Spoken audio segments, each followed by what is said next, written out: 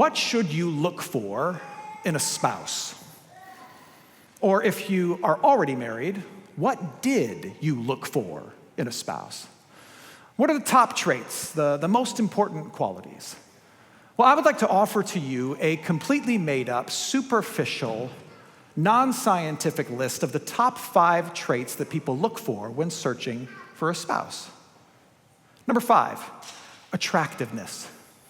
They don't have to be a supermodel, but you gotta like what you're looking at. Number 4, a sense of humor, because at some point in the marriage, someone will clog a toilet at an Airbnb, and you have to be able to laugh at yourself. Number 3, financial potential. You have to believe that at some point, the person that you're married to is not going to have to check their bank balance every time they want to order extra guac. Number 2, a moderately crazy family. Every family that you marry into is insane, but you have to make sure that it's a level of insanity that you can live with. And then lastly, and this might not seem like it's important to you, but it's important to so many, myself included, the top trait we look for in a spouse is collegiate alliance. We must root for the same college football team, or at the very least, we should share a hatred for the same rival. Those of you who are in a mixed college relationship, say one of you graduated from UT and the other graduated from A&M, I don't know how you do it. That in and of itself is miraculous. In all seriousness, the true top trait that people have shared with me in my years of offering pastoral care and counseling to couples, both pre-marriage and during marriage, the top trait that people say that they look for is simply this: shared values. They want to know that their worldview, the way in which they perceive and make sense of the world around them, and their most important priorities, their values, their ethics, their morals, the foundation upon which they're building their life, are aligned. The most important trait that most people say they look for with a spouse is shared values. Now, the reason I bring that up is because today we're continuing a teaching series called The Tough Stuff, where we're addressing some very specific but very real and very important and very difficult issues that people wrestle with in the Christian faith. And today we talk about something that is not only a tough topic, but it is a tender topic for so many, including many who are here today. And the tough topic is this: being married to an unbelieving spouse. Or at the very least, a spouse who may say they share your faith, but they don't share the same intensity or passion or maturity in that faith. How do we navigate living in and make sense of being in what you could call a mixed faith marriage? Now, this is tender because it hits right on that thing that so many people say is so important for them. They want to know that they see the world in the same way and that they're building their life on the same foundation, that they have the same core values, the same deep priorities. And if you don't share the same faith, how can you say that you share the same or are building a life upon the same foundation? That very question was being wrestled with in the early ancient church in the city of Corinth.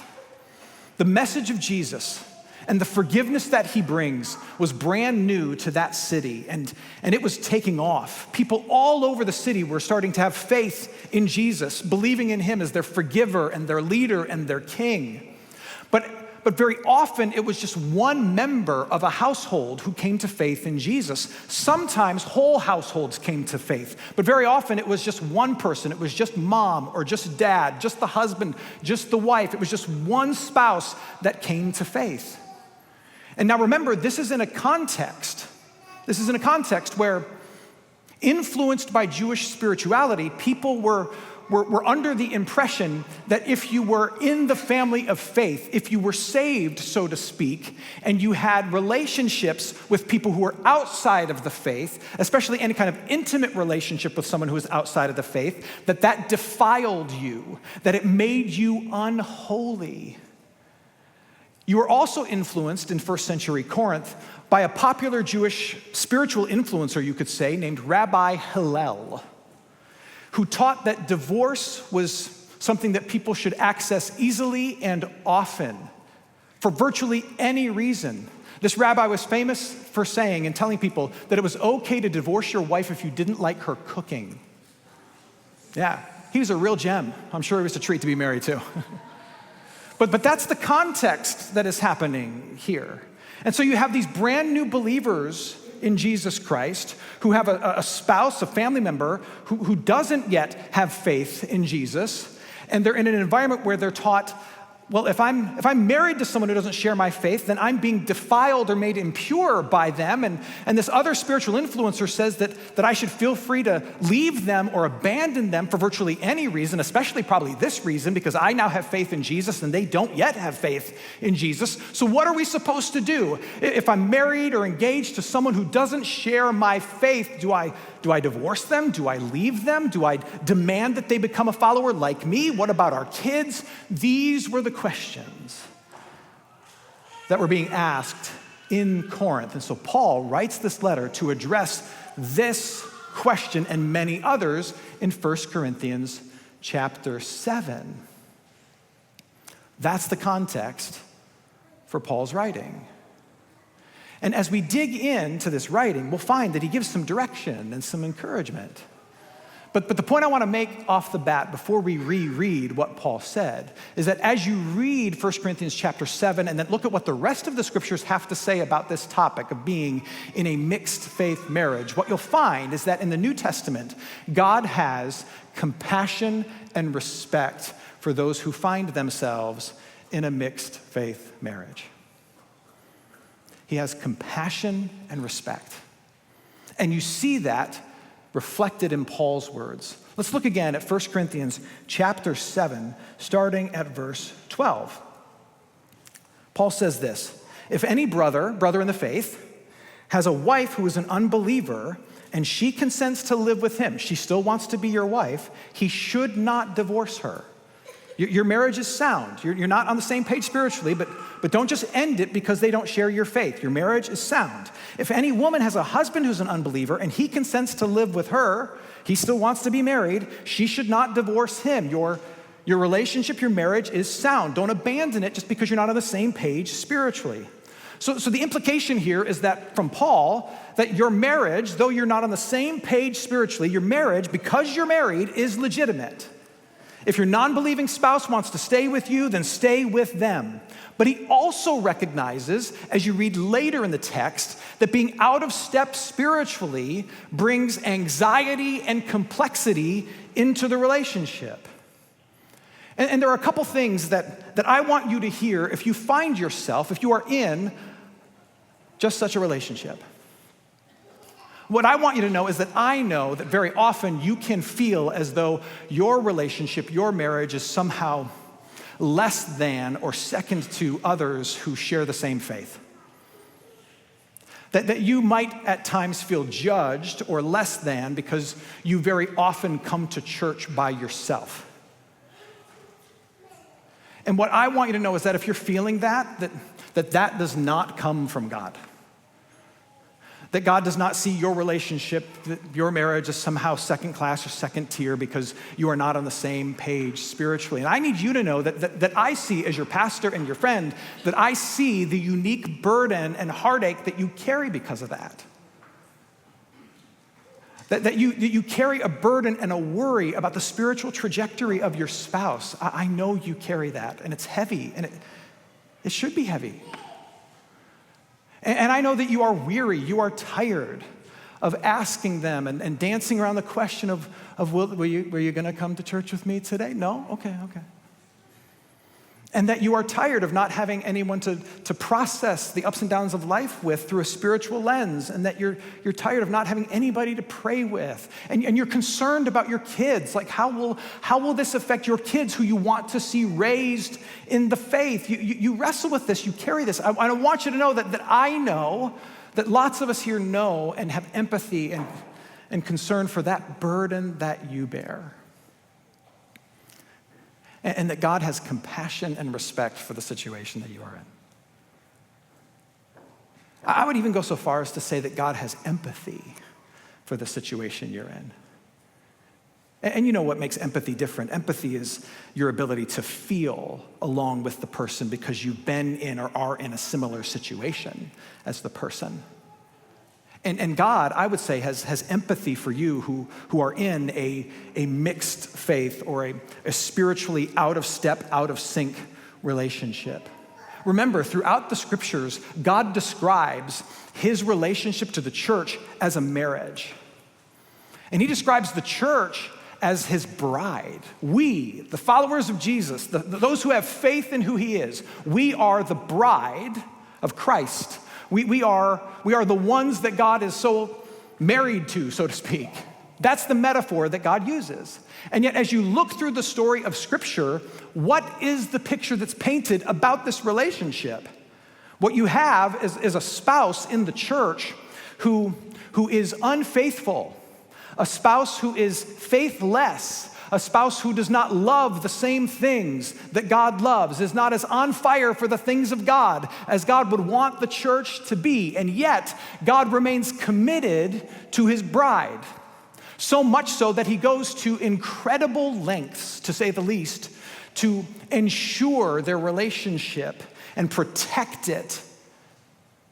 He sends his own son into the world to live for his bride, to die for his bride, to rise out of his bride's grave so that this bride that he has called the church might be robed in a righteousness, a right standing earned by Christ, undeserved by the church, that the church might be wrapped in forgiveness and a right standing with God, so that now, when God the Father looks at the church, he doesn't see our unfaithfulness and how we are always out of step with him spiritually. What he sees is a bride, a church that's forgiven and loved and holy because Christ has earned the forgiveness and been holy for us.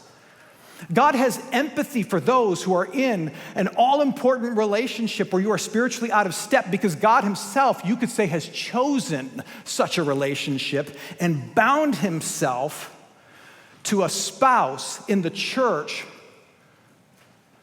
who is very often faithless and who doesn't share the same love for the things of God that God himself has. God gets it. He knows. He knows. The other thing that we need to know from the scriptures about how God feels about those who are in a mixed faith relationship is that God sees opportunity in your relationship. He sees your relationship, your marriage, as a mission field. He really does. Not to say that your spouse is a project, but he does see that there is within your home a mission opportunity. Look again at what Paul says, again, 1 Corinthians chapter 7, picking up now at verse 14. Paul says, the unbelieving husband is made holy because of his wife. Interesting. And the unbelieving wife is made holy because of her husband. Otherwise, your children would be unclean, but as it is, they are holy. But if the unbelieving partner separates, let it be so. In such cases, the brother or sister is not enslaved. God has called you to peace. God wants peace to be the primary hallmark of your home. How do you know, wife, whether you will save your husband? Or how do you know, husband, whether you will save your wife? Paul says that in a mixed faith marriage, the unbelieving spouse is, quote, made holy by the faith of the believing spouse. Now, what does that mean? Now, Paul is not saying that if my spouse is unbelieving, that because I have faith and I'm forgiven, that they now are forgiven and they are saved. That if I'm saved and I have faith, that they are saved, even though they don't have faith. That's not what Paul's saying. What Paul's saying is that there is some kind of spiritual and personal benefit to your unbelieving spouse by them being exposed to and around and influenced by your faith. That God does not look at you as less than because you are married to an unbelieving spouse, but he sees you as a blessing to your unbelieving spouse. That's what Paul's talking about. And he wants you to be open about your faith. He wants you to not be quiet about it, not ashamed of it, not apologetic for it. He wants you to live it out, to talk about it, to not hold back. And he says that he may very well use your faithful expression of your faith in Jesus in your home to draw those in your home who don't yet have faith toward him. It's a mission opportunity. And he wants you to see your relationship as such, that God can be at work through your faith in Jesus to bless and benefit and even create faith in Jesus for your spouse. That's a beautiful thing. That's a beautiful thing, and we should pray for that to happen. Now, with that said, I want to offer just a couple pastoral asides to help round this out. The first is this.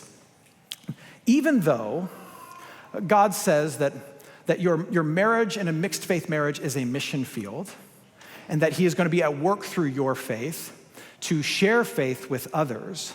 And even though he says that there is opportunity for you to draw your spouse to faith, what I want you to know is that their salvation is not your responsibility.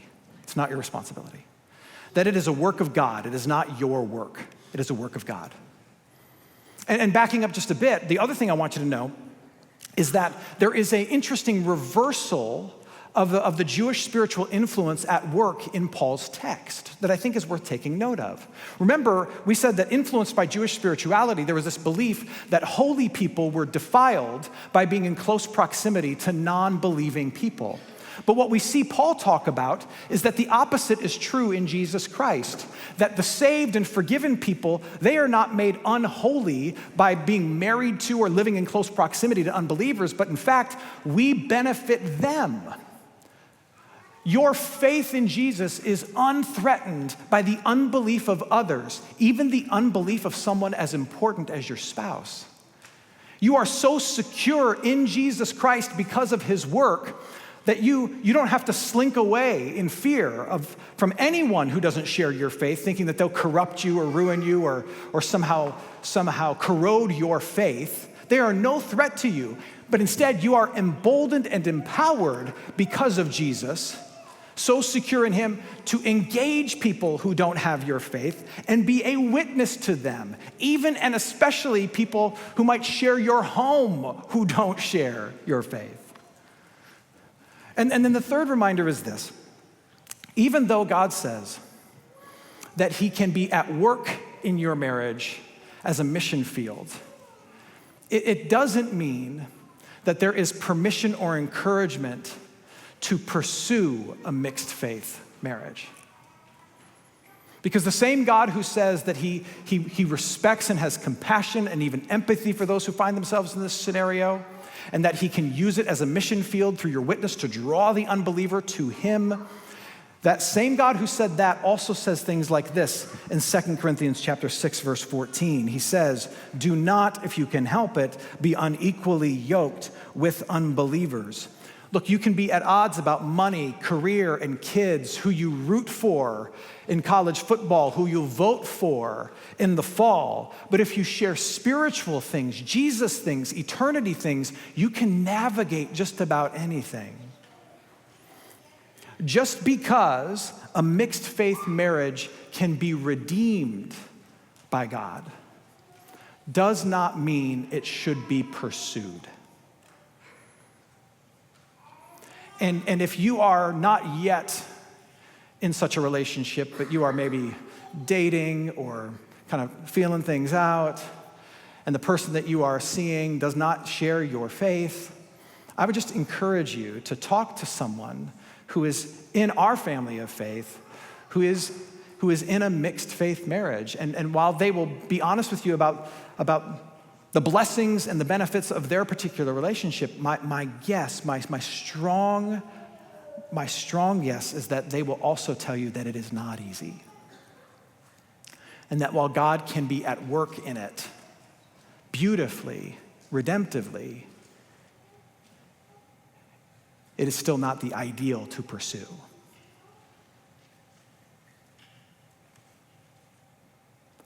Just because God can redeem it doesn't mean we have to choose it.